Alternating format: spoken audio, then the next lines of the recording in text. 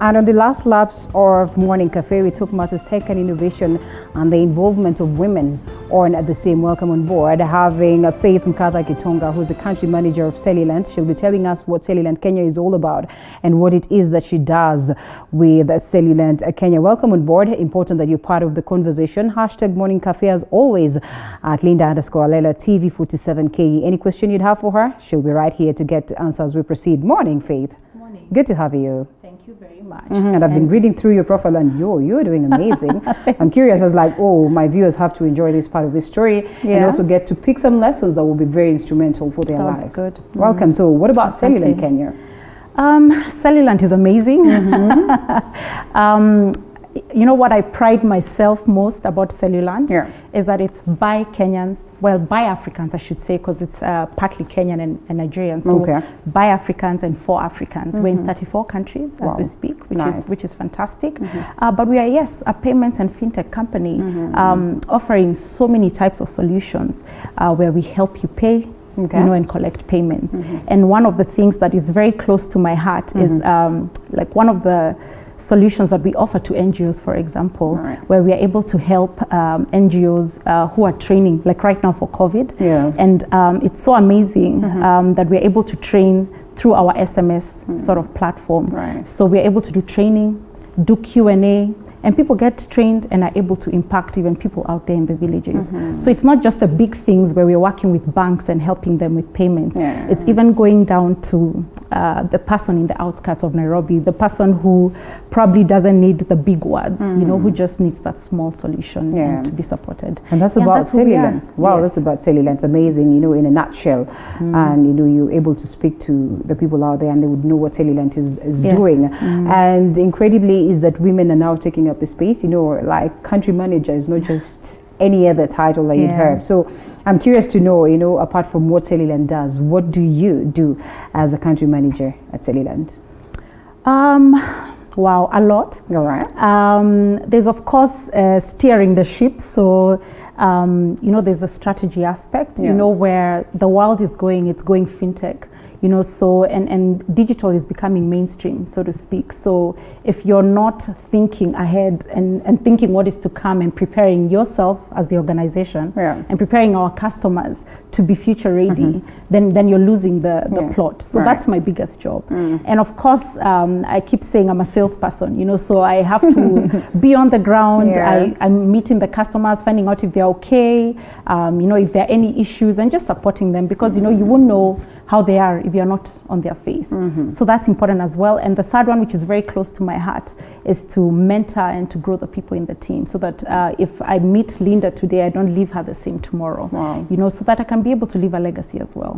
So in a nutshell, I think I would say that those are the key few things that I do. Not few at all if you look at them largely. Yes, of course there's more, but And one would want to know, so where does she come from? You know, when you look at such a position, such a huge, you know, whatever position, or such a huge burden or baggage on her shoulders, where does she come from? She must be, you know, this bright girl. She must have gone through the best of school. She must have come from I don't know where. So let's talk briefly about what you studied versus what you're doing today. That's a good question. I grew up in Limuru, in Tigoni. My dad is a doctor. My mom was a stay-at-home mom.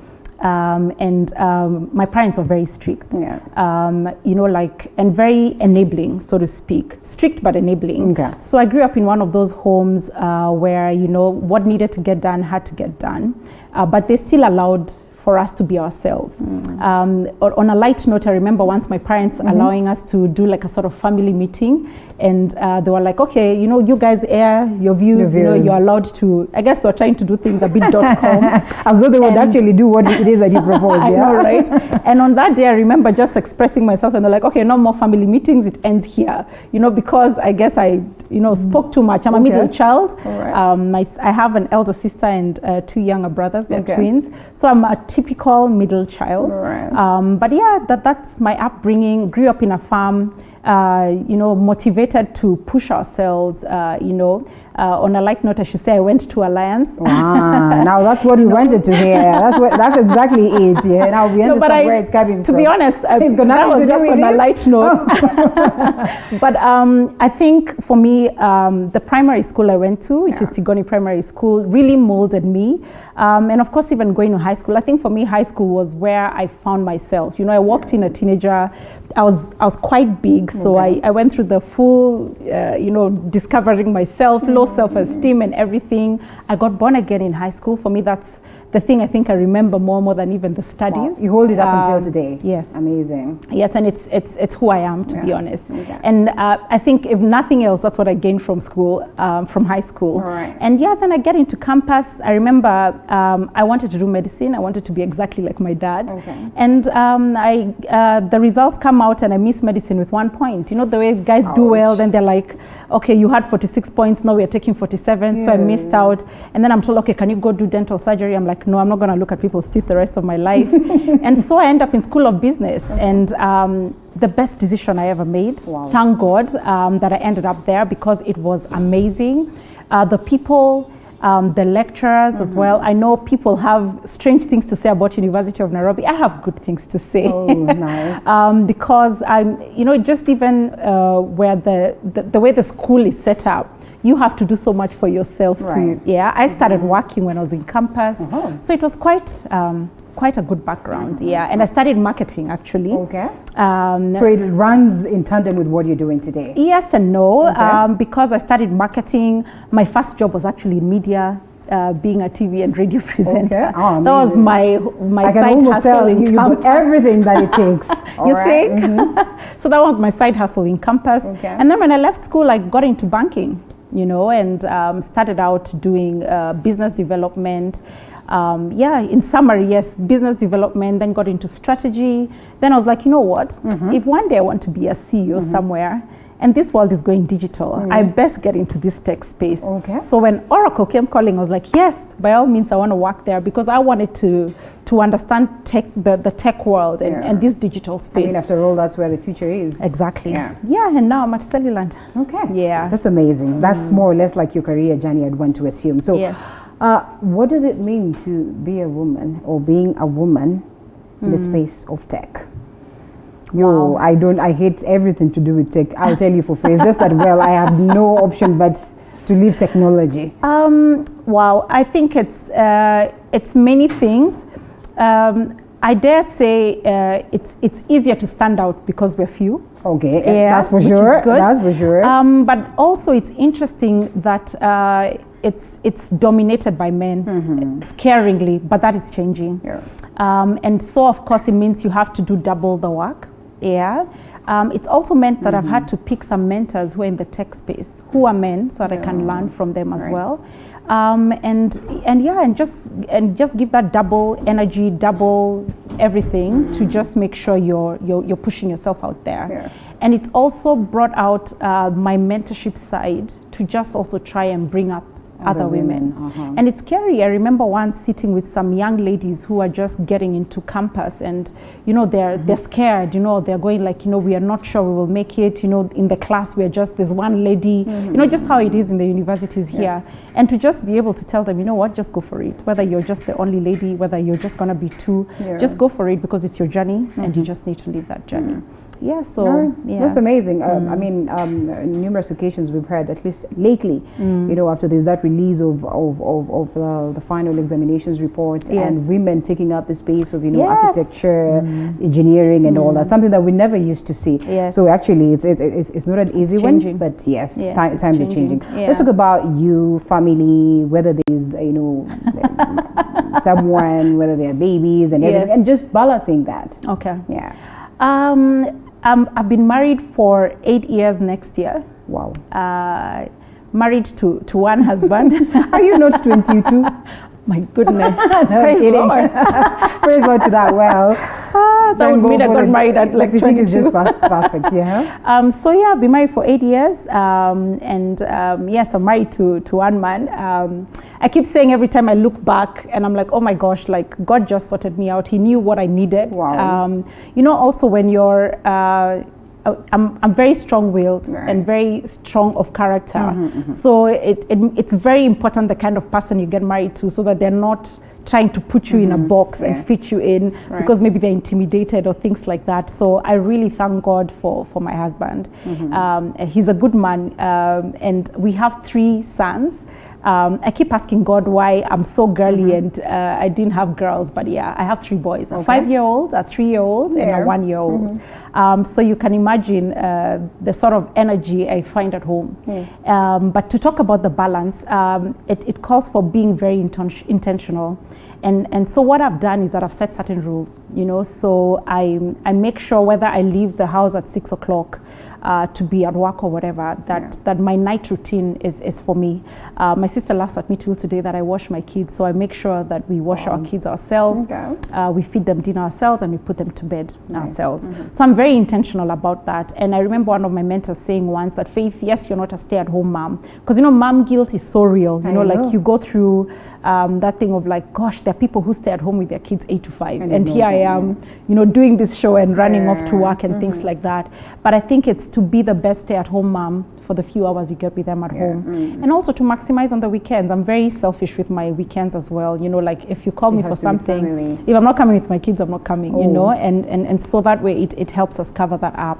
So yeah, so I just make sure that when I'm home in the evening, I make the best of that, and I hang out with them. I spend time chatting with them. But I'm also working for a very good organization that understands that, and understands that I have children and I have events for kids to attend or things like that. So which helps me with the balance. But I don't think there's a balance really. It's just making the best of the time that you have. You know, when it's busy seasons, you know how to work that out and things like that, so that it's easy to just work that out. Right. And I'm sure you're all out there asking, where is the tech and innovation aspect of it? I mean, I just wanted you to introduce, I wanted to introduce you into this world where you understand that women are also finding their space into that, and they're doing so well. So towards the last 5 minutes or so as we get to wind up, again, we go back to Cellulant, which is a product that has brought you here today, and you know how it has transformed digital banking and payments in Africa. You mentioned that briefly, but we'd love to get, you know, some bit more on the same, and you know, the products that are within that are in existence as of now. Okay. I'll talk about it in 2 ways. So there's we pioneered sort of this payment space and allowing for people to connect their mobile to the bank. So what we call mobile banking. And so that's what is our biggest business, you know, where we are working with the banks and helping them connect and solve this whole payment solution to the customers. And there's also the other aspect with the product we call Team, and which is a super app. And I call it super app because we're in 8 countries, and 8 countries in Africa. And so with Ting, you know how you're paying your bills and you have to cram that long number, whether it's for your DSTV or your water bill or things like that. Yes, so Ting is this super app that allows you to just have all your bills in one place, and all your payment methods in one place. So whether you want to pay by card, you want to pay using your mobile money, or you want to pay, I don't know, by bank, you can do all that through the app. You know, so if you get that app, then you can do, whether it's your water bill, like name it, any bill payment, and even international transfers, you can be able to do that with the Ting. So all you need to do is download it, and it allows you to do that. So which is fantastic. Yes. So that's a 2-pronged sort of approach I'd give. And of course, we're growing from and moving away from just banks to where we're telling the bank that we want to take care of you and your customers as well. So whether the bank has, whether it's the NGOs we're talking about, or the hospitals or the schools, because every single institution needs a payment solution, whether it's collections, reconciliations, or payments out. And Cellulant is there to be able to make that easy for you. As we wind up, how do we then get the confidence that yes, Cellulant it is? Because you know, we're talking about money, we're talking about bills here, we're talking about a different bank and working under Cellulant and all that. So there needs to be that confidence that yes, this is it. We've been around for 15 years with a proven track record. And right now we host majority of the banks in this country. And we've not only been trusted in Kenya, we've been trusted in 34 countries in Africa.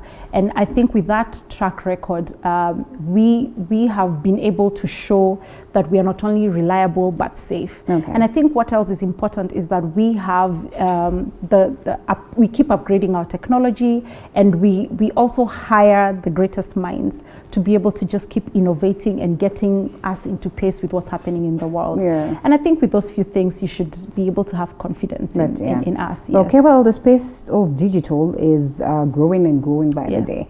Of course, what is the future of such other platforms that would do the same thing as Cellulant is doing? And to be precise, what is the future of Cellulant? Wow. To grow into a billion-dollar company, to get out of the borders of Africa would also be important. I think it would be fantastic, the same way we speak about American or British companies here, that out there we can talk about, you know, like African, you know, sort of solutions out there into the global space. And the more we can take care of the unbanked, to just bring it closer home, the more we can give solutions to someone who doesn't have a smartphone, and the more we can make payments cheaper, so to speak, and more convenient and easy to access, I think we'll have achieved our dream. So is it affordable or to... Yes. Very affordable. Very affordable. Very affordable. All right, roughly paint a picture. We have 2 minutes left. So in a minute or so, paint a picture of how you get to this, because let's not assume everyone is tech savvy. Let's not assume everyone knows that you can go to Play Store and download this and boom, you start working. So paint a picture, you know, on the air of how you go about it. So in fact, the easier one is using our USSD code. Forget even the app, where you can get *369 hash, and you're able to get the thing up. And of course, you know, when you do the USSD code, it's able to give you the list, and then you can be able to see there, buy airtime. If you want to buy, whether it's Airtel, Telcom, Safaricom, you can do that. And it has all these other bills, whether it's KPLC, your DSTV, Pay TV, and it has that list. So that's even easier than going to download the app. Just use that code, *369 hash. *369 hash. Yes. And I was trying to go on Play Store and my network is acting up. So I think that's an easier option. But of course, if you go onto Play Store, you get our super app, and you can just be able to download that onto your phone. Okay, well, that's amazing. Faith Nkatha Gitonga, thank you so much for what it is that you're doing, for going out there into the space and proving that women are able to do this. And importantly, for Cellulant, I'm going to try it out and see how it works out for you. You back at home should as well try that out. I am officially being hired as a sales executive down there, country manager, Cellulant Kenya. It was great having you this morning. And of course, you back at home, thank you so much for keeping us company right from the word go. And of course, for being part and parcel of the conversation through the feedback that you've sent. We might not be able to go through it because of time, but all the same, we say asante. And as I look forward to see you again tomorrow morning on Morning Cafe, my name is Linda Alala. It was great having you. Have yourself a lovely day ahead.